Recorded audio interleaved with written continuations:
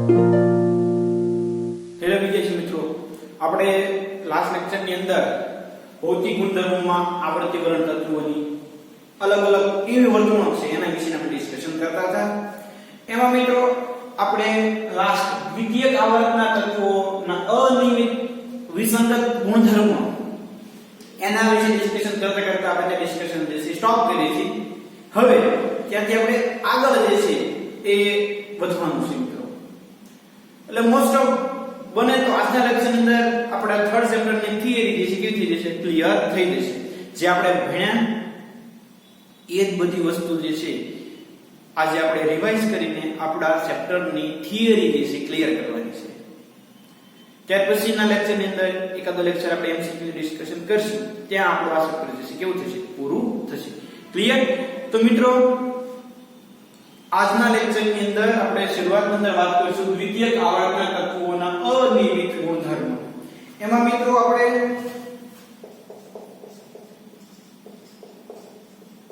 વિકર્ણ સંબંધ એના વિશેની જે છે વાત કરી ગયા. ખ્યાલ છે ને બધાને? વિકર્ણીય સંબંધ. ત્યાર પછી સમૂહ 1 ના તત્વો, સમૂહ 2 ના તત્વો અને સમૂહ 13 થી 17 ના તત્વો અન્ય તત્વોથી થોડીક અલગ વર્તન દર્શાવે છે. શેના કારણે એવા પોઈન્ટને આપણે ડિસ્કશન કરવાની છે. તો પહેલા વિકર્ણીય સંબંધમાં જુઓ તો મિત્રો, તો મેં તમને એવું કીધું હતું કે સમૂહ 1 નું તત્વ લિથિયમ, સમૂહ 2 નું તત્વ બેરિલિયમ, સમૂહ 13 નું તત્વ બોરોન. આ રીતે લિથિયમ વિશે શું આવે તો સોડિયમ આવે, બેરિલિયમ વિશે શું આવે ભાઈ તો કે Mc આવે, અહીંયા શું આવે તો એલ્યુમિનિયમ આવે. પછી અહીંયા 14મા નંબરમાં કાર્બન અને સિલિકોન. તો આપણે વાત એ કરી છે કે લિથિયમ એ તેના પછીના તત્વના બીજા નંબર સાથે કે ગુણધર્મોમાં સામ્યતા ધરાવે છે. બેરિલિયમ એ એના પછીના, એટલે આપણે જો ત્રીજો સમૂહ નહીં જોવાનો હોય કારણ કે એ નીચેથી શરૂ થાય છે. 13મા સમૂહના પહેલા તત્વ સાથે કઈ ગુણધર્મોમાં સામ્યતા ધરાવે છે. બોરોન જે છે એ એના પછીના સમૂહના બીજા નંબરના તત્વ સાથે કઈ ગુણધર્મોમાં સામ્યતા ધરાવે છે. તો આ સંબંધ હતો કે આમની વચ્ચે જે સંબંધ છે, લિથિયમ અને Mg વચ્ચે, બેરિલિયમ અને એલ્યુમિનિયમ વચ્ચે, બોરોન અને સિલિકોન વચ્ચે જે સંબંધ છે એ સંબંધને આપણે વિકર્ણીય સંબંધ તરીકે ઓળખશું. એટલું તમારા મગજમાં સેટ કરો. કયા ગુણધર્મો એકબીજાને મળતા આવે છે, કયા ગુણધર્મોમાં એકબીજાથી અલગ પડે છે, એ બધી ડિસ્કશન આપણે ફરીવાર આગળ S એલિમેન્ટ ની અંદર કરવાના છે. S વિભાગના તત્વોની અંદર કરીશું. પણ તમારા મગજમાં એટલું સેટ થઈ ગયું હોવું જોઈએ કે લિથિયમ Mg સાથે, બેરિલિયમ એલ્યુમિનિયમ સાથે, બોરોન સિલિકોન સાથે વિકર્ણીય સંબંધ ધરાવે છે. એટલું ક્લિયર? એ વાત જે છે આપણે કરી ગયા હતા.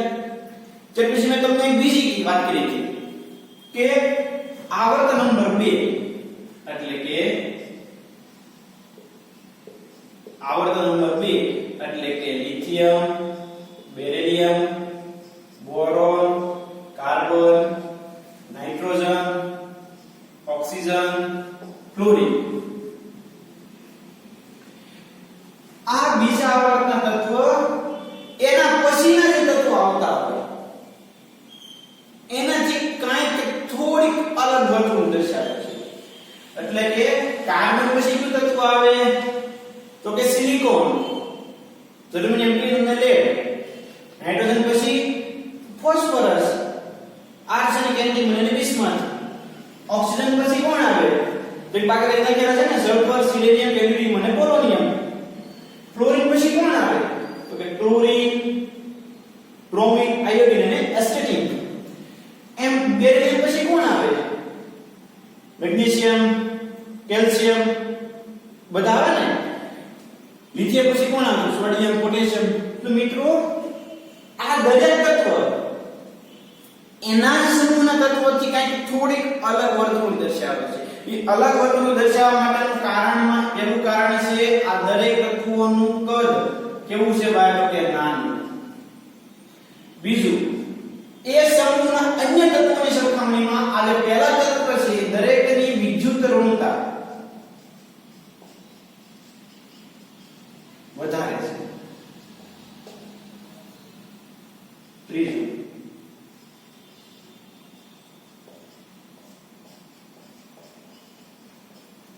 વિસ્ભાર અને ત્રિજ્યાનો ગુણોત્તર તમે લો તો ગુણોત્તર તમને જે છે વધારે મળે. વિસ્ભાર અને ત્રિજ્યા ગુણોત્તર લો તો તમને મોટો મળે. આ ત્રણ કારણોને લીધે મિત્રો આ પ્રથમ તત્વ જે છે બીજા આવર્તના તત્વ છે એના જ સમૂહના અન્ય તત્વોથી થોડા અલગ પડે છે. એટલે તમને ક્લિયર થાય. પછી જોવો તો મિત્રો આ દરેકની તમે સામાન્ય ઇલેક્ટ્રોનિક કન્ફિગ્યુરેશન તમે વિચારો તો લિથિયમ ની છે 2s1, બેરિયમ ની છે 2s2, બોરોન ની છે 2s2 2p1, કાર્બન ની 2s2 2p2. જે રીતે ફ્લોરિન માં તમે જાઓ અહીંયાથી અહીંયા સુધીમાં દરેક ની જાઓ સામાન્ય હોય તમને લખી દો આવી છે 2s2 2p1 to 6. મિત્રો એની બાહ્ય કક્ષા એટલે કે સંયોજકતા કક્ષા અથવા તેને શું કીધું કહેવાય બાહ્યતમ કક્ષા માં જો તો કુલ કેટલી કક્ષકો છે તો કે એક s અને 3p px py અને pz. સંયોજકતા કક્ષામાં જે પેટા કક્ષકો છે કેટલી છે પરમાણુ આની અંદર તો કે 4 છે. કેટલી છે સંયોજકતા કક્ષાની 4. 2D નો આવે એટલે એની 5 ગણાય નહીં. પણ મિત્રો આ જે બીજા આવર્તના તત્વો છે એના પછીના તત્વની અંદર તો કે એના પછીના તત્વની અંદર 3s2 3p1 to 6 અને 3d પણ હોય મિત્રો. ભલે 3d હોય ખાલી પણ હોય ને. એટલે મિત્રો આની સંયોજકતા કક્ષામાં કેટલી થઈ ગઈ તો કે s 3p px py અને pz એટલે 4. આમાં 5 dxy dyz dzx dx2 y2 અને dz2 કેટલી પેટા કક્ષકો હોય 9. આની પાસે સંયોજકતા કક્ષામાં પેટા કક્ષકો જે છે કેટલી છે 9. કોની તો કે આ પછીનું જે તત્વ આવતું હોય એની. જ્યારે આ જે તત્વ છે એ કેટલી છે ભાઈ તો કે 4. એટલે કે મિત્રો એની સંયોજકતા ફક્ત 4 છે. જ્યારે આની સંયોજકતા કે એના પછીના તત્વો હોય એની સંયોજકતા વધારે હોય. એટલા માટે મિત્રો આ બધા ઓછા સંયોજનો બનાવી શકે જ્યારે એના પછીના તત્વો જે છે વધારેમાં વધારે સંયોજનો અલગ અલગ પ્રકારના બનાવી શકે. એટલું તમને ક્લિયર થઈ ગયું ભાઈ. હવે મિત્રો આ બધા જે છે ને કાર્બન છે નાઇટ્રોજન છે ઓક્સિજન છે ઈ બધા p5 પ્રકારના બંધ બનાવે. કયા પ્રકારના બંધ બનાવે p5 પ્રકારના. કેમ તો કે કાર્બન ને ડબલ બોન્ડ કાર્બન જો હોય તો તમે શીખી ગયા ને મિત્રો દ્વિબંધ આવ્યો હોય એટલે એક એમાં સિગ્મા બોન્ડ હોય અને એક પાઈ બોન્ડ હોય. તો અહીંયા જે આમની વચ્ચે ડબલ બોન્ડ જો હોય એમાં જે પાઈ બોન્ડ બન્યો હોય ને એમાં બે ને pp કક્ષકો પાર્ટિસિપેટ થાય. પછી નાઇટ્રોજન ટ્રિપલ બોન્ડ નાઇટ્રોજન ધારો કે હોય ઓક્સિજન ડબલ બોન્ડ ઓક્સિજન હોય તો મિત્રો અહીંયા તમે જુઓ આ એક બોન્ડ સિગ્મા એક બોન્ડ પાઈ આ વચ્ચેનો સિગ્મા હોય આ બે ક્યાં હોય તો કે પાઈ. તો મિત્રો અહીંયા જે પાઈ બંધ બન્યું હોય ને એમાં કઈ કઈ કક્ષકો પાર્ટિસિપેટ થાય સંકરણની અંદર તમે આગળ ભણશો તો કે ઈ સંકરણમાં p5 પ્રકારનો બંધ બનાવે. સંકરણને અંતે બંનેની p કક્ષકો પાર્ટિસિપેટ થાય. બંનેની p કક્ષકોના બંનેની p કક્ષકો પાર્ટિસિપેટ થાય અને p5 પ્રકારનું પાઈ બંધ બનાવે. જ્યારે આની પછીના તત્વ છે એ મિત્રો d5 પ્રકારના બંધ બનાવે કારણ કે પછીની d કક્ષક એમાં પાર્ટિસિપેટ થાય. આવા મલ્ટીપલ બોન્ડ દ્વિબંધ કે ત્રિબંધ વાળા સંયોજનો જો આમાંથી કોઈ પણ બનાવે કે આવર્ત બે ના તત્વો વાળા બનાવે તો મિત્રો એમાં p કક્ષક પાર્ટિસિપેટ થયેલી હોય એટલે p પ્રકારના બંધ હોય. આની પછીના કોઈ પણ તત્વ હોય તો કયા પ્રકારના બંધ બની શકે? p d પ્રકારના અથવા તો d p પ્રકારના બંધ બનાવી શકે. મિત્રો આ તમને થોડું ઓળ લાગશે સમજવામાં, તમને તકલીફ પડશે કેમ તો કે આપણે સમીકરણ વિશેની વાત નથી કરી, કોને સિગ્મા કોણ કહેવાય, કોને પાઈ કોણ કહેવાય, એટલે તમે ઘણું બધું 10 મિનિટે શીખી ગયેલા છો. પણ આ મગજમાં જે હું કહું છું કે બેસાડજો, તમે જેમ આગળ જતા જશો એમ તમને આમાં અન્ડરસ્ટેન્ડિંગ જે છે વધતું જશે. કારણ કે અત્યારે આપણે આના સમીકરણ જે છે આગળ ચેપ્ટરમાં અત્યારે ડેપ્થ ની અંદર શીખશો આપણે. પણ એટલું શીખવાનું કે એક સિગ્મા હોય ને પાઈ હોય, તો ડબલ બોન્ડ હોય તો ટ્રિપલ બોન્ડ હોય તો એક સિગ્મા અને બે પાઈ. આ પાઈ બંધ બન્યો હોય ત્યારે કોના ઇલેક્ટ્રોન હોય તો કે બંને નાઇટ્રોજનના p કક્ષકના હોય એટલે ઈ પાઈ બંધ કહેવાય p પ્રકારનો હોય. આની પછીના કોઈ પણ પાઈ બંધ બનાવે તો તેમાં d p પ્રકારનો બંધ તમને જોવા મળે. આટલી વસ્તુ જે છે આપણે યાદ રાખવાની છે મિત્રો. આના દરેકની સંયોજકતા કેટલી હોય? મહત્તમ 4 હોય. એના પછીના તત્વોની સંયોજકતા કેટલી થઈ શકે? તો કે વધી શકે. બરોબર મિત્રો. તો હવે આપણે સ્લાઇડથી જોતા જઈએ અને આપણે જે ડિસ્કશન કરી એને ડેપ્થની અંદર ક્લિયર કરતા જઈએ. ઓકે, તો આ તો જે છે આપણે ડિસ્કશન કરી ગયા હતા ભાઈ કે દરેક સમૂહના પ્રથમ તત્વ એટલે કે લિથિયમ, સમૂહ 2 બેરિલિયમ, સમૂહ 13 બોરોન થી ક્લોરીન પોતાના સમૂહના અન્ય સભ્યોથી અનેક બાબતોમાં જુદા પડે છે. દાખલા તરીકે લિથિયમ અન્ય આલ્કલી ધાતુઓથી, બેરિલિયમ અન્ય આલ્કલી ધાતુઓથી જુદા પડે છે. જ્યારે અન્ય સભ્યો મુખ્યત્વે આયનીય સંયોજન બનાવે છે. તો મિત્રો આની પછીના સોડિયમ છે, પોટેશિયમ, રુબિડિયમ એ કેવા સંયોજનો બનાવે? આયનિક બનાવે. આ કેવા બનાવે? સહસંયોજક બનાવે. મેં તમને આગળના લેક્ચરની અંદર એ વાત કરી દીધી, બરોબર? અને આગળ હજી આપણે શીખશું ફઝાન સરૂર, ત્યારે તમને ડેપ્થની અંદર એ વસ્તુ શીખવાડીશું. જ્યારે અન્ય સભ્યો મુખ્યત્વે આયનીય સંયોજન બનાવે છે. વાસ્તવમાં લિથિયમ અને બેરિલિયમ પછીના સમૂહના બીજા ક્રમના તત્વો એટલે કે અનુક્રમે મેગ્નેશિયમ અને એલ્યુમિનિયમ સાથે વધુ સામ્યતા ધરાવે. વિકર્ણીય સંબંધની વાત આવી. આવર્તી ગુણધર્મોમાં જોવા મળતી આ પ્રકારની સામ્યતાને વિકર્ણીય સંબંધ તરીકે ઓળખવામાં આવે છે. આને શું કહેવાય? વિકર્ણીય સંબંધ. અને આ પહેલા જે છે કેવા બનાવે? સહસંયોજક. એના પછીના તત્વો કેવા છે? તો કે આયનીય સંયોજનો જે છે એ બનાવે. ક્લિયર? આ બધા કેવા બનાવે? સહસંયોજક. એના પછીના તત્વો કેવા સંયોજનો બનાવે? તો કે આયનીય સંયોજનો બનાવે. ઓકે? S અને P વિભાગના તત્વોના સમૂહના અન્ય તત્વોની સરખામણીમાં પ્રથમ ક્રમના તત્વની રાસાયણિક વર્તણૂક જુદી પડવાનું કારણ શું હોઈ શકે? આનું આ બધા અલગ પડે છે, કારણ શું હોઈ શકે? તો કે નાનું કદ, ઊંચો વિસ્તાર અને ત્રિજ્યાનો ગુણોત્તર. એટલે ગુણોત્તર એટલે તમને કેવો મળે ભાઈ? મોટો મળે. જે છે આપણે ત્રિજ્યાનો ગુણોત્તર જે છે કેવો ભાઈ? તો કે વધારે. અને એની વિદ્યુત ઊર્જા કેવી ભાઈ? વધારે. આ ત્રણ કારણોને લીધે આ તત્વો જે છે બીજા વર્ગના એ સમૂહના અન્ય તત્વોથી અલગ પડે છે. વધુમાં એટલે કે આગળ સમૂહ 1 માં પ્રથમ સભ્ય માટે માત્ર 4 સંયોજકતા કક્ષકો છે. એક 2s અને બીજી 3 2p ની px py અને pz કેટલી હોય? મહત્તમ 4. જ્યારે સમૂહના બીજા ક્રમના સભ્ય માટે સંયોજકતા કક્ષકો કેટલી હોય? તો કે 9. કઈ એક 3s 3 3p એટલે 3px 3py 3pz અને 5 in d એટલે કે 3d કક્ષકો. ટોટલ કેટલી હોય અન્ય તત્વો પાસે? તો કે 9. એટલે થોડા આને કારણે પણ એ અલગ વર્તણૂક દર્શાવે. ઉદાહરણ તરીકે આપણે આગળ જોઈએ તો કે બોરોન એક સંયોજન બનાવે છે Bf4-. બોરોન એક સંયોજન બનાવે છે કેટલા?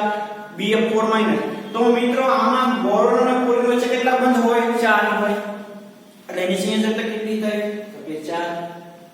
અને બોરોન અને ક્લોરીન વચ્ચે કેટલા બંધ? તો કે 4.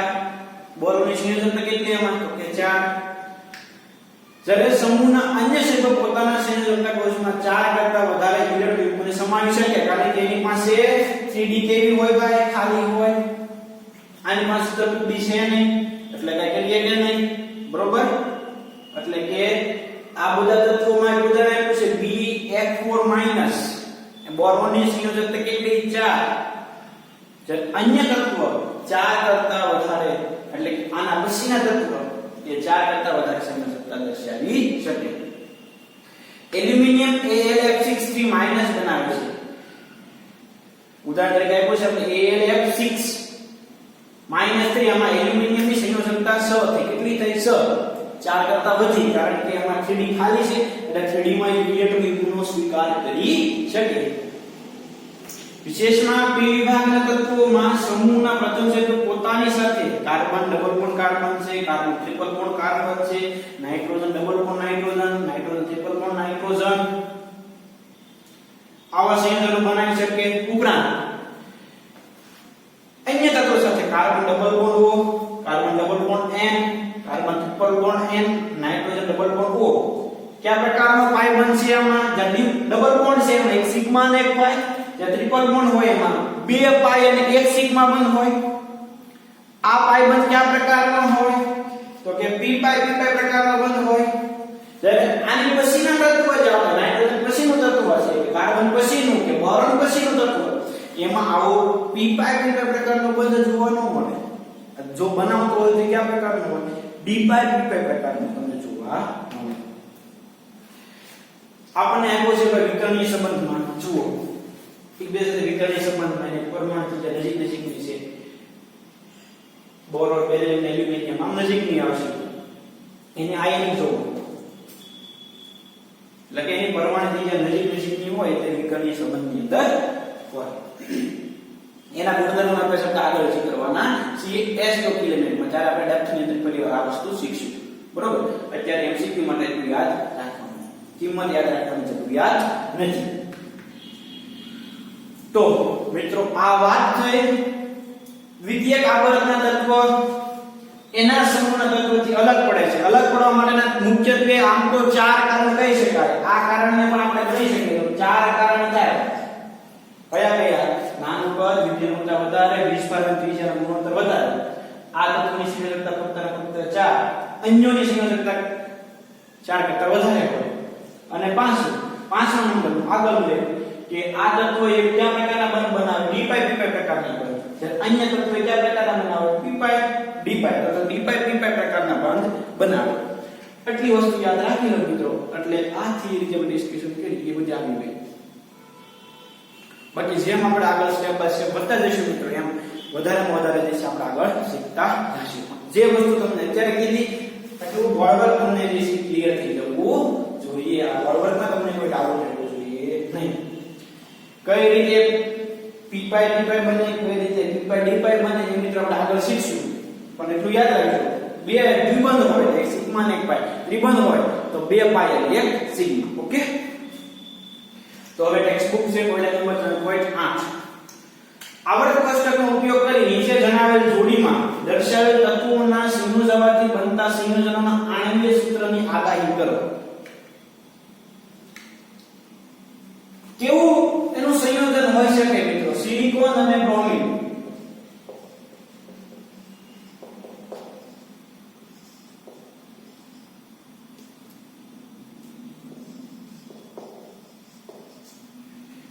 કેમ આપણે ખબર પડશે કેવું સંયોજન હોઈ શકે?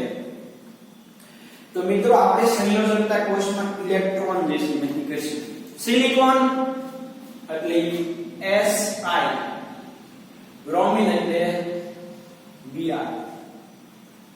Si Br બન્યું, તેમાં કેટલા સિલિકોનના પરમાણુ છે, કેટલા બ્રોમિનના પરમાણુ છે એ ગણવું નક્કી કરવાનું છે. તો સિલિકોન કોના પછી આવે? કાર્બન પછી સિલિકોન આવે અને ક્લોરીન પછી ફ્લોરીન અને પછી બ્રોમિન. આનું અષ્ટક પૂરું થવામાં મિત્રો 4 ઇલેક્ટ્રોનની ઘટ છે, એટલે કે બાહ્ય કક્ષામાં 4 ઇલેક્ટ્રોન છે. બ્રોમિન ની અષ્ટક પૂરું થવામાં 1 ઇલેક્ટ્રોન ઘટે છે. તો મિત્રો આ સંયોજનમાં આમ થઈ જાય. આ Si આ એનો 1 ઇલેક્ટ્રોન, એનો બીજો ઇલેક્ટ્રોન, આ ત્રીજો અને આ ચોથો ઇલેક્ટ્રોન. પછી એક બ્રોમિન, આ બીજો બ્રોમિન, આ ત્રીજો બ્રોમિન. બ્રોમિન જો તો સિલિકોન નો સ્ટ્રક્ચર પૂરું થઈ ગયું, બ્રોમિન નો સ્ટ્રક્ચર પૂરું થઈ ગયું કે નો થાય? થઈ જાય. ઓકે મિત્રો, તો કયા પ્રકારનું સંયોજન બનાવશે? Si3Br4. આની બાહ્યતમ કક્ષામાં 4 છે. આમાં કેટલા છે ભાઈ? તો કે 7 છે, એક ઘટે છે. તો આવું સંયોજન બનાવે Si3Br4 પ્રકારનું. કેવું સંયોજન બનાવે? Si3Br4 પ્રકારનું. આવી રીતે અષ્ટક પૂરું છે, તમે અષ્ટકનો નિયમ શીખી ગયા ને? બસ એ જ વસ્તુ કરવાની છે. આગળ એલ્યુમિનિયમ અને સલ્ફર B. એલ્યુમિનિયમ એટલે Al, સલ્ફર એટલે S. આના પછી બેરિલિયમ પછી શું આવે? સોરી, બોરોન પછી શું આવે? એલ્યુમિનિયમ. ઓક્સિજન પછી શું આવે? તો કે સલ્ફર. આને બાહ્યતમ કક્ષાની અંદર મિત્રો કેટલા ઇલેક્ટ્રોન છે? તો કે 3. આની બાહ્યતમ કક્ષામાં તો કે 2s2 2p4 એટલે કે 6. હવે આમની વચ્ચે કયા પ્રકારનું સંયોજન બની શકે ભાઈ?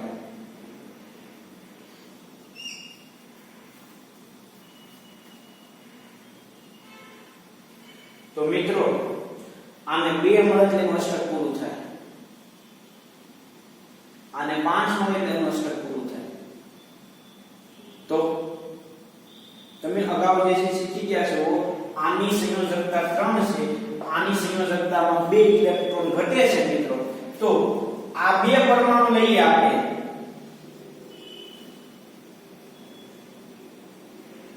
અને આ 3 પરમાણુ લઈએ, તો બંનેના અષ્ટક પૂરા થઈ જાય. તમે આવું પણ શીખી ગયા છો કે આમાં એલ્યુમિનિયમ +3 થઈ શકે, આમાં S - 2 થઈ શકે. તો આ 2 લઈએ એટલે કે 3 દૂને 6, આમ આ 3 લઈએ તો મિત્રો AlS2S3 પ્રકારનું સંયોજન જે છે રચાઈ શકે. હવે આમાં અષ્ટકનો નિયમ ફોલો થઈ જતો હશે મિત્રો. આમાં એમ નામ કરશો તો નહીં થાય, પણ Al2S3 બન્યું એટલે અષ્ટકનો નિયમ એમાં ફોલો થાય. આનું પણ અષ્ટક પૂરું થઈ જાય, એલ્યુમિનિયમનું અને સલ્ફરનું પણ અષ્ટક પૂરું થઈ જાય. તો એલ્યુમિનિયમ અને સલ્ફર કયા પ્રકારનું સંયોજન બનાવે? Al2S3 પ્રકારનું.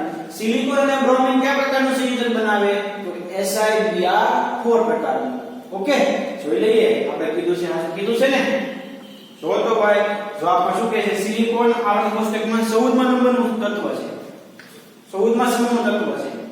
સંયોજકતા 4, બ્રોમિન 17મા સમૂહનું, સંયોજકતા 1, તેથી આનું સૂત્ર Si3Br4.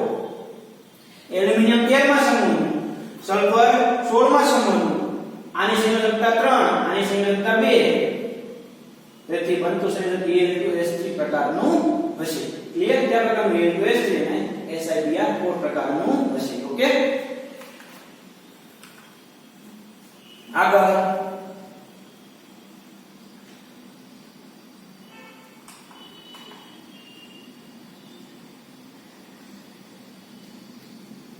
પોઈન્ટ 3.9 શું AlCl આપણને સંયોજન આપ્યું છે AlCl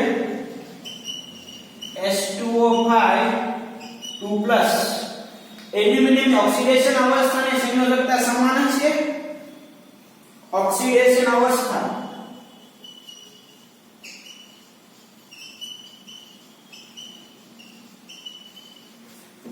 અને એની સંયોજકતા.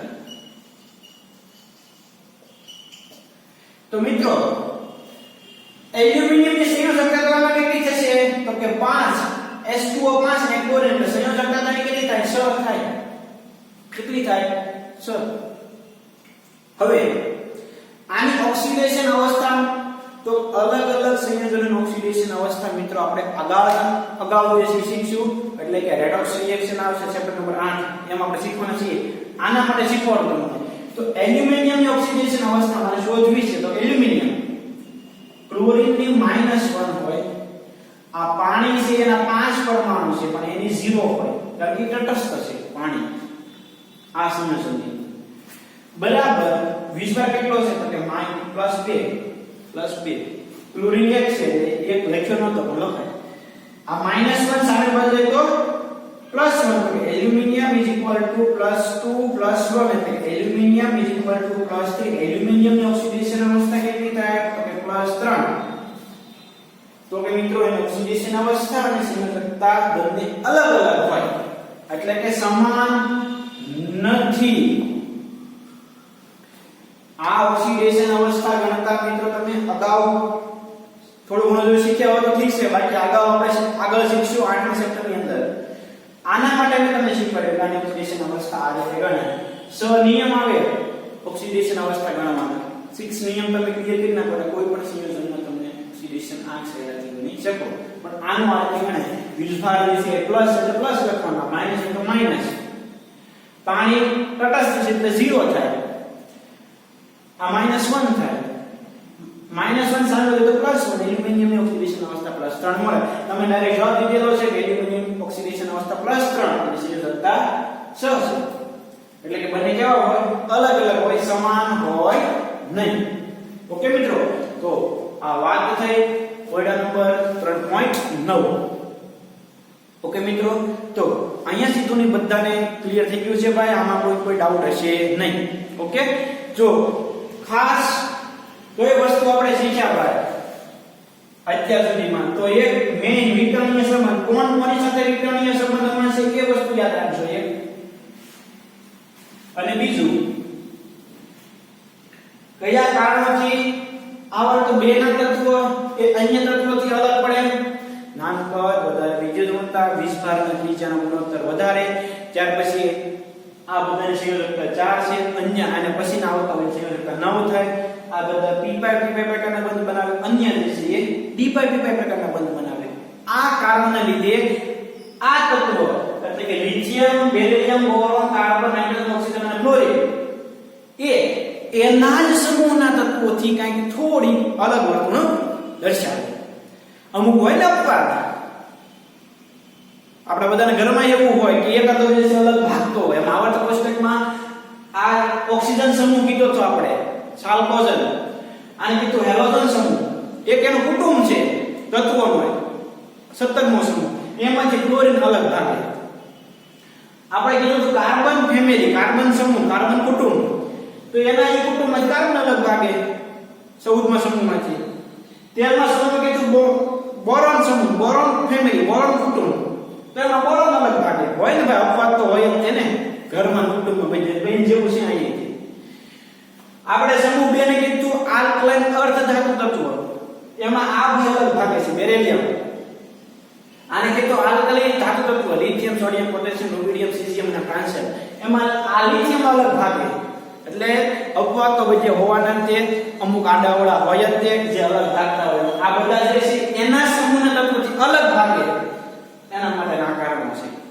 ઓકે મિત્રો તો અહીંયા સુધીનું બધા ક્લિયર કરી નાખવાનું હવે પછી આપણે ડિસ્કશન કરવા જઈ રહ્યા છીએ છેલ્લો ટોપિક છે થિયરીનો 3.7.3 આવર્તી વલણ અને રાસાયણિક પ્રતિક્રિયાત્મકતા periodic trends and chemical reactivity આ પોઈન્ટ શીખતા હોય મિત્રો ત્યારે મારે તમને એક વસ્તુ કહેવાની થાય કે અત્યાર સુધીમાં જે વસ્તુ હું તમને ઓલા બોર્ડ પર પાડીને શરૂઆતમાં લખાવતો હતો એ વસ્તુ યાદ હોય એટલે આ પોઈન્ટ જે છે તમારે 5 મિનિટમાં ક્લિયર થઈ જાય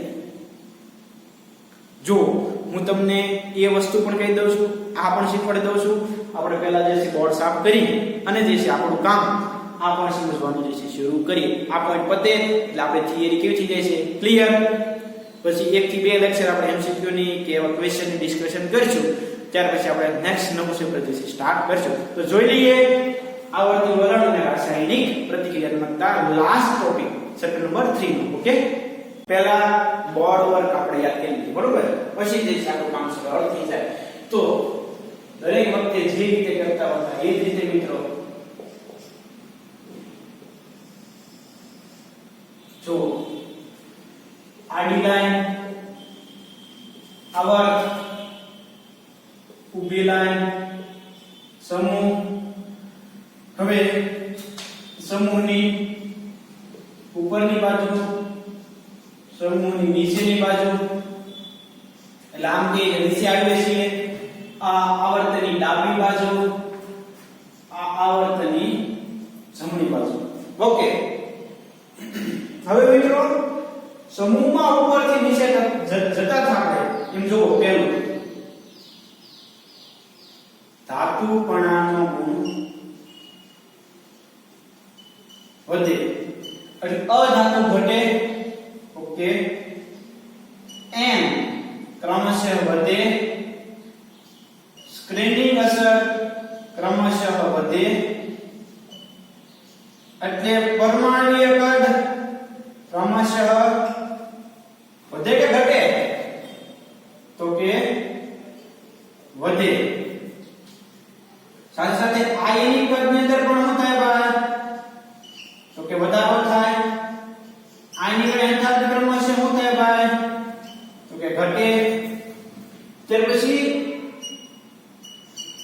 ઈઝી એટલે કે ઇલેક્ટ્રોન ગેઇન એન્થાલ્પી, ઇલેક્ટ્રોન પ્રાપ્તિ એન્થાલ્પી ક્રમશઃ કેવી થાય ભાઈ? ઓછી ઋણ થાય. પેલું ક્લિયર? ત્યાર પછી ઇલેક્ટ્રોન નેગેટિવિટી En, તો ક્રમશઃ ઈ શું થાય ભાઈ? તો કે ઘટે. આવો ગુણધર્મ આપણે સમૂહમાં ઉપરથી નીચે તરફ જતા જઈએ એવો તમને આવું વલણ જોવા મળતું છે. બધા પોઈન્ટ તમને યાદ હશે. ઓકે. હવે આવર્તની અંદર વાત કરીએ તો મિત્રો ક્રમશઃ ડાબી જમણી આવર્ત અધાતુપણાનો ગુણ શું થાય? તો કે ઈ ક્રમશઃ વધતો હતો. પછી ક્રમશઃ n કેવો રહેતો હતો આમાં ભાઈ? મુખ્ય કોટડામાં કેવો રહે? આવર્તની અંદર દરેક આવર્તમાં સમાન. એટલે પરમાણ્વીય કદ શું થાય? તો કે ઘટે. એટલે આયનિક કદ શું થાય? ઘટે. એટલે આયનિક એન્થાલ્પી શું થાય ભાઈ? તો કે વધે. ઇલેક્ટ્રોન પ્રાપ્તિ એન્થાલ્પી શું થાય ભાઈ? તો કે વધારે ઋણ થતી હતી. જો જૂનું તે યાર રિવિઝન કરાવું છું તમને. આમ જેમ આવો એમ ઇલેક્ટ્રોન નેગેટિવિટી ક્રમશઃ શું થાય ભાઈ? વધે. ત્યાર પછી ઇલેક્ટ્રોન પ્રાપ્તિ એન્થાલ્પી, ઇલેક્ટ્રોન નેગેટિવિટી બધી વસ્તુ આવી ગઈ. જોવો તો જે વસ્તુ આપણે શીખી જાય એ. ઓકે. હવે મિત્રો આ બાજુ પ્રતિક્રિયાત્મકતા, જમણી બાજુ પ્રતિક્રિયાત્મકતા કેવી હતી ભાઈ?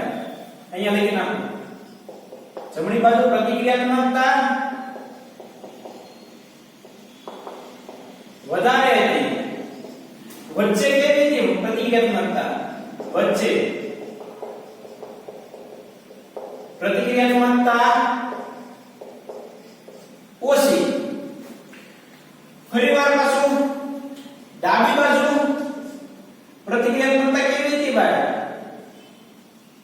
પ્રતિક્રિયાત્મકતા વધારે હતી ને? એટલું ક્લિયર થઈ ગયું ભાઈ બધાને? આ અગાઉ આપણે શીખી ગયેલા છીએ. ઓકે. તો મિત્રો હવે આને આધારે આપણે સ્લાઇડ થી પોઈન્ટ જે છે એ રીડ કરતા જઈએ અને સમજતા જઈએ. તમારો બધા જ કોન્સેપ્ટ બેસિક ક્લિયર થઈ જશે. ઓકે. તો અહીંયા ધ્યાન રાખજો, બોર્ડ પર સાથે સરખાવતું જવાનું. હું તમને સમજાવતો જાઉં છું. એક એક પોઈન્ટ જે છે આપણે શાંતિથી સમજતા જઈએ અને દરેક પોઈન્ટ જે છે ક્લિયર કરતા જઈએ. આ વસ્તુ બધાને યાદ હશે મિત્રો.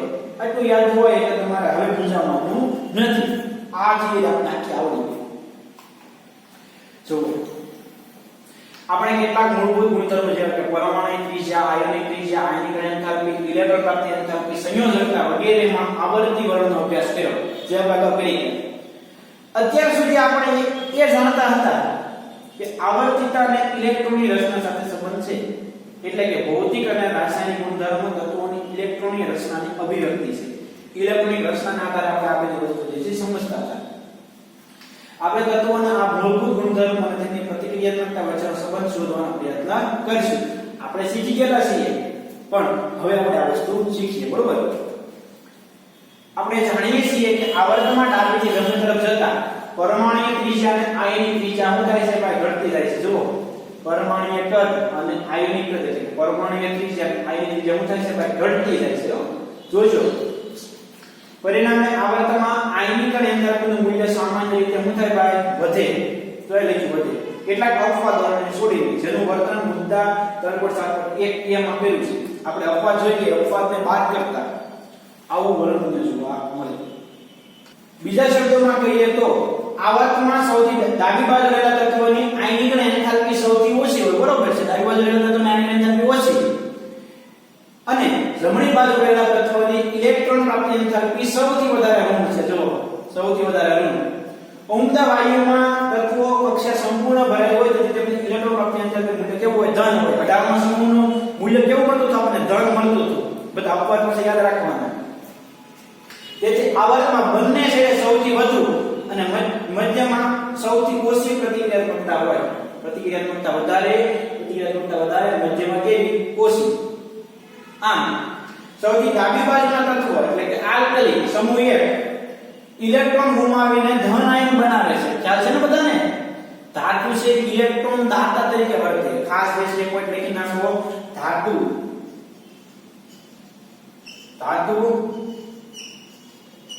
ઇલેક્ટ્રોન દાતા તરીકે વર્તે. એટલે કેવું બનાવે? તો કે ધન આયન બનાવે. પછી અધાતુ મોસ્ટલી ઇલેક્ટ્રોન ગ્રાહી બને. એટલે કેવું બનાવે ભાઈ? તો કે ઋણ આયન. ઓકે, તો એ વસ્તુ આ શબ્દોમાં લખેલી છે. સૌથી ડાબી બાજુના તત્વો આલ્કલી ઇલેક્ટ્રોન ગુમાવીને ધન આયન બનાવીને મહત્તમ રાસાયણિક પ્રતિક્રિયાત્મકતા દર્શાવે. સમૂહ 1 ના તત્વો. સૌથી જમણી બાજુ એટલે આ બાજુ સમૂહ 17 હેલોજન સમૂહ ઇલેક્ટ્રોન મેળવીને ઋણ આયન બનાવે છે, જે મહત્તમ રાસાયણિક પ્રતિક્રિયાત્મકતા દર્શાવે. એટલે કે જમણી બાજુ પ્રતિક્રિયાત્મકતા વધારે, ડાબી બાજુ પ્રતિક્રિયાત્મકતા ઓછી. કેમ? તો કે આની ઇલેક્ટ્રોન ગેઇન એન્થાલ્પી કેવી છે? વધારે ગુણ છે. આની આયનિક એન્થાલ્પી કેવી છે? ઓછી છે. એટલા માટે. ક્લિયર? જો આપણે શીખી ગયા ને એ છે, ખાલી રિવાઇઝ કરવાનું છે. આ ગુણધર્મનો સંબંધ તત્વોની રિડક્શન અને ઓક્સિડેશન વર્તણૂક સાથે કરીશું, જે તમે આગળ ઉપર શીખશો. એટલે આગળના ચેપ્ટરમાં શીખવાનું છે. તત્વોના ધાત્વિય અને અધાત્વિય ગુણધર્મો સાથે સીધો સંબંધ છે. આપણને ખબર છે તો આ લીધી ઇલેક્ટ્રોન દાતા તરીકે વર્તે ધાતુ, અધાતુ ઇલેક્ટ્રોન ગ્રાહી તરીકે વર્તે. રિડક્શન અને ઓક્સિડેશન તમે 10th માં શીખી ગયેલા છો. હવે ડેપ્થ ની અંદર તમે પાછું આગળના ચેપ્ટરમાં શીખશો. એટલે અત્યારે આપણે એ શબ્દની ડિસ્કશન કરશું નહીં. આવર્તમાં ડાબીથી જમણી તરફ જતા ધાત્વિય ગુણધર્મોમાં ઘટાડો થાય છે, એટલે કે અધાતુપણાનો ગુણધર્મ વધે. તત્વોની રાસાયણિક પ્રતિક્રિયાત્મકતા તેમની ઓક્સિજન અને હેલોજન સાથે પ્રક્રિયા કરીને દર્શાવી શકાય. કોની વાત? પ્રતિક્રિયાત્મકતા કોની સાથેનો રાસાયણિક પ્રક્રિયા કરીને તમે સમજાવી શકો? તો ઓક્સિજન સાથે અને હેલોજન સાથે. મિત્રો, કોઈ પણ તત્વ ઓક્સિજન સાથે પ્રક્રિયા કરે, ઓક્સાઇડ બનાવે. કોઈ પણ તત્વ ઓક્સિજન સાથે પ્રક્રિયા કરી શું બનાવે? ઓક્સાઇડ બનાવે. અને કોઈ પણ તત્વ હેલોજન સાથે પ્રક્રિયા કરી, હેલોજન સાથે પ્રક્રિયા કરી હેલાઇડ બનાવે. ઓક્સિજન સાથે પ્રક્રિયા કરી ઓક્સાઇડ, હેલોજન સાથે પ્રક્રિયા કરી હેલાઇડ બનાવે. તો આપણે માત્ર ઓક્સિજન સાથે પ્રતિક્રિયાત્મકતાનો વિચાર કરીશું. આપણે કોની વાત કરીશું? ફક્ત ને ફક્ત ઓક્સાઇડની વાત કરવાના છે. કોની વાત કરવાના છે? ઓક્સાઇડ. આવર્તના બંને છેડે રહેલા તત્વો ઓક્સિજન સાથે સરળતાથી પ્રક્રિયા કરી ઓક્સાઇડ બનાવે. સૌથી ડાબી બાજુના તત્વોના સામાન્ય ઓક્સાઇડ સૌથી વધુ બેઝિક. હવે નવો કોન્સેપ્ટ નાખો મગજમાં. આ બાજુના તત્વો કેવા છે ભાઈ બધા? ધાતુ. આ બાજુના તત્વો કેવા છે ભાઈ? તો કે અધાતુ. મિત્રો અહીં લખી નાખું છું, જોજો. ધાતુના ઓક્સાઇડ સ્વભાવે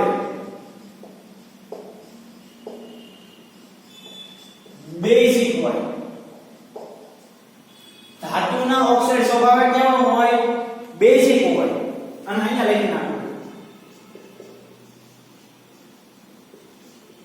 અધાતુના ઓક્સાઇડ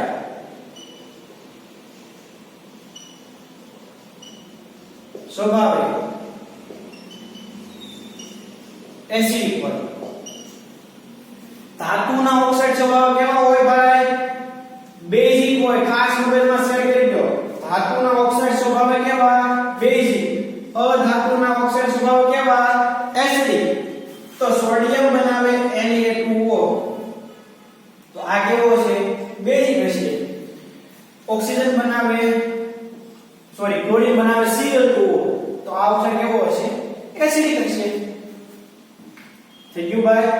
આ કોન્સેપ્ટ છે ને ભાઈ, આ બે વસ્તુ હું ગમે ત્યારે ઉપયોગ કરીશ યુનિવર્સિટીની અંદર. આગળ ધાતુના ઓક્સાઇડ સ્વભાવે બેઝિક, અધાતુના ઓક્સાઇડ સ્વભાવે એસિડિક. ખાસ મગજમાં સેટ કરી દેજો. આપણે લિટમસ પેપરથી તમે સેટ કરો તો તમને જે છે આન્સર મળી જાય લેબોરેટરીની અંદર. પણ આપણે એટલે યાદ રાખી લઈશું. ધાતુ ઓક્સાઇડ બેઝિક, અધાતુ ઓક્સાઇડ એસિડિક. અહીંયા શબ્દોમાં લખેલું છે. સૌથી ડાબી બાજુના તત્વોના સામાન્ય ઓક્સાઇડ સૌથી વધુ બેઝિક હોય છે, ઉદાહરણ તરીકે Na2O. અને સૌથી જમણી બાજુના તત્વો ઓક્સાઇડ સૌથી વધુ એસિડિક. જમણી બાજુના એટલે કે અધાતુના, ડાબી બાજુના એટલે કે ધાતુના. અને મધ્યમાં જે છે કેવા હોય? તટસ્થ કે ઉભયગુણધર્મી હોય. Cl2O7 છે, Cl2O છે, બધા કેવા હોય? એસિડિક. મધ્યમાં રહેલા તત્વોના ઓક્સાઇડ કેવા હોય ભાઈ? ઉભયગુણધર્મી. આ ઉદાહરણ તરીકે યાદ રાખજો. Al2O3 અને AS2O3 સ્વભાવે કેવા? ઉભયગુણધર્મી. તટસ્થ ઓક્સાઇડ ક્યાં હોય? CONO, dinitrogen oxide, dinitrogen oxide, nitrogen monoxide, carbon monoxide સ્વભાવે કેવા છે ભાઈ? તટસ્થ. MCQ માટે ખાસ ક્લિયર કરજો. અને આ બધા કેવા છે ભાઈ? ઉભયગુણધર્મી. જો બોક્સ કે પાકા કરજો. અને તમને MCQ માં એવું પણ આવી શકે, ઓક્સાઇડ આપ્યા હોય 4, વિશેનામાંથી કોણ વધારે બેઝિક છે? તો મિત્રો તમારે જોવાનું કોણનો ધાતુપણાનો ગુણધર્મ સૌથી વધારે છે. જેમાં ધાતુપણાનો ગુણધર્મ સૌથી વધારે એનો ઓક્સાઇડ સૌથી વધારે બેઝિક. જેમાં અધાતુપણાનો સ્વભાવ સૌથી વધારે એનો ઓક્સાઇડ સૌથી વધારે એસિડિક. ઉભયગુણધર્મી ઓક્સાઇડ બેઝ અને એસિડ તરીકે બંને તરીકે વર્તે છે. ઉભયગુણધર્મી કોને કહેવાય ભાઈ? ઉભયગુણધર્મી જે ઓક્સાઇડ એસિડ સાથે પણ પ્રક્રિયા કરી શકે અને બેઝ સાથે પણ પ્રક્રિયા કરે એને ઉભયગુણધર્મી કહેવાય. જે ઓક્સાઇડ લખો તો લખી લો. ઉભયગુણધર્મી ઓક્સાઇડ એટલે શું? તો કે એવા ઓક્સાઇડ જે એસિડ સાથે પણ પ્રક્રિયા કરી શકે અને બેઝ સાથે પણ પ્રક્રિયા કરી શકે એને ઉભયગુણધર્મી ઓક્સાઇડ કહેવાય. તટસ્થ ઓક્સાઇડ એસિડ કે બેઝ હોતા નથી. ઉભયગુણધર્મી ઓક્સાઇડ એસિડ સાથે પણ પ્રક્રિયા કરી શકે અને બેઝ સાથે પણ પ્રક્રિયા કરે. જ્યારે બેઝ સાથે પ્રક્રિયા કરે ત્યારે ઉભયગુણધર્મી એસિડ તરીકે વર્તે. જ્યારે ઉભયગુણધર્મી ઓક્સાઇડ એસિડ સાથે પ્રક્રિયા કરતો હોય ત્યારે ઉભયગુણધર્મી ઓક્સાઇડ બેઝ તરીકે વર્તે. એટલે કે એસિડ અને બેઝ બંને સાથે પ્રક્રિયા કરતો હોય એટલે એસિડ અને બેઝ બંને જેવા ગુણધર્મ ધરાવતો હોય તો ઉભયગુણધર્મી કહેવાય. આ ઉદાહરણ ખાસ યાદ રાખજો MCQ માટે. અને મેં તમને કીધું એમ કે કયો ઓક્સાઇડ એસિડિક છે તો આપણે જોવાનું મહત્તમ અધાતુપણાનો ગુણધર્મ કોનો વધારે છે, કોનો ઓક્સાઇડ બેઝિક છે એવું તમને કહે તો જોવાનું કે મહત્તમ ધાતુપણાનો ગુણધર્મ કોણ ધરાવે. એટલે તમારો આન્સર આવી જાય. ઓકે, આગળ જઈએ.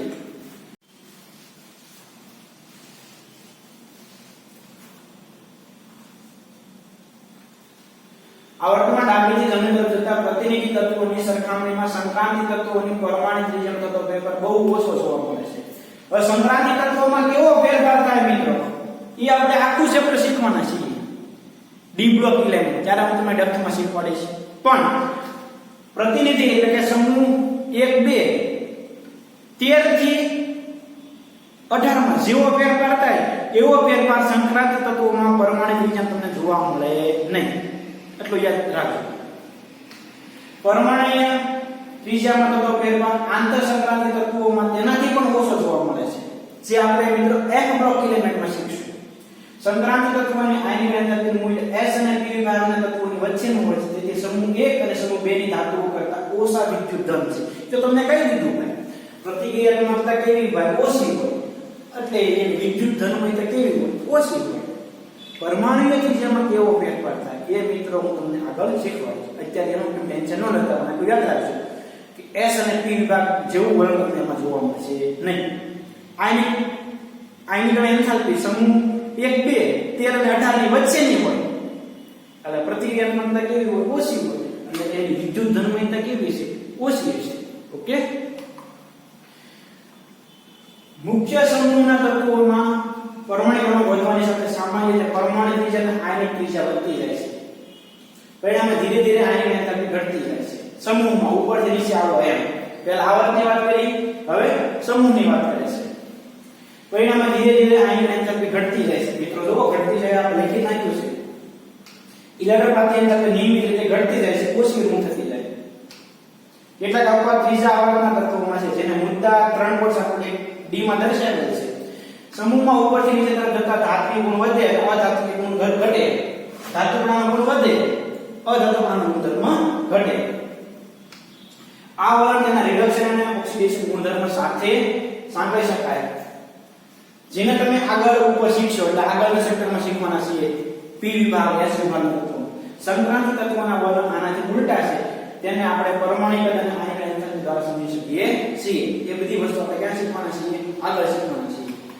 તો હવે મિત્રો એક બધી વાત કરે છે, હવે વસ્તુ આપણે આગળ શીખવાના છીએ. કેટલું અત્યારે યાદ રાખવાનું? એટલું આખો ત્રીજો ચેપ્ટરનો બેઝ આમાં આવી ગયો બોર્ડની અંદર. એમસીક્યુ સોલ્યુશનમાં અપવાદ કીધે બધા તમે એપ્લાય કરતા જાઓ. આટલી વસ્તુ તમે યાદ રાખી લો મિત્રો, એટલે તમને ક્યારેય પ્રોબ્લેમ ન પડે. આ બોર્ડ બધાને ક્લિયર થઈ જવું જોઈએ. ડી બ્લોક એલિમેન્ટની વાત કરી છે, એ બ્લોક એલિમેન્ટની વાત કરી છે, એ જે તે સમયે આપણે શીખશું. ઓક્સિડેશન રિડક્શન વધારે ડેપ્થની આપણે આગળ શીખવાના છીએ. પણ અહીંયા જે મિત્રો મેં પોઈન્ટ લખ્યા છે બધાને ક્લિયર થઈ જવા જોઈએ. આટલું ક્લિયર કરી નાખો મિત્રો, તમને ક્યારેય જે છે ઇનઓર્ગેનિકમાં ભૌતિક ગુણધર્મોમાં કે રાસાયણિક ગુણધર્મોમાં હું તમને પ્રોબ્લેમ નહીં પડવાનો. ક્લિયર? તો આજે મિત્રો અહીંયા સુધી રાખજો. દરેક વસ્તુ ક્લિયર કરી નાખજો. થિયરી જે છે એક વાર બધાને લખી નાખવાની, એટલે મિત્રો તમને નેક્સ્ટ હવે ક્યારેય આ સેક્ટરમાં પ્રોબ્લેમ નહીં પડે. આ વસ્તુ ક્લિયર કરજો. ક્લિયર? આજે અહીંયા સુધી રાખીએ. નેક્સ્ટ લેક્ચરમાં હજી ફરીવાર આપણે મિત્રો એમસીક્યુ ડિસ્કશન માટે મળીશું. તો આનો ઉપયોગ કરીને આપણે ત્યારે એમસીક્યુ ડિસ્કશન કરશું. ક્લિયર મિત્રો? તો આજે અહીંયા સુધી રાખીએ. નેક્સ્ટ 1 કે 2 લેક્ચરમાં આ ચેપ્ટર આપણે પૂરું કરશું, અને ત્યાર પછી નેક્સ્ટ નવું ચેપ્ટર જે છે આપણે સ્ટાર્ટ કરશું. ત્યાં સુધીમાં દરેક મિત્રો જે છે સાથે થઈ જાય, દરેક પોઈન્ટ જે છે ક્લિયર કરી નાખીએ. ઓકે? બોર્ડ પર ખાસ તૈયાર કરજો. તો આજે અહીંયા સુધી રાખીએ. Thank you.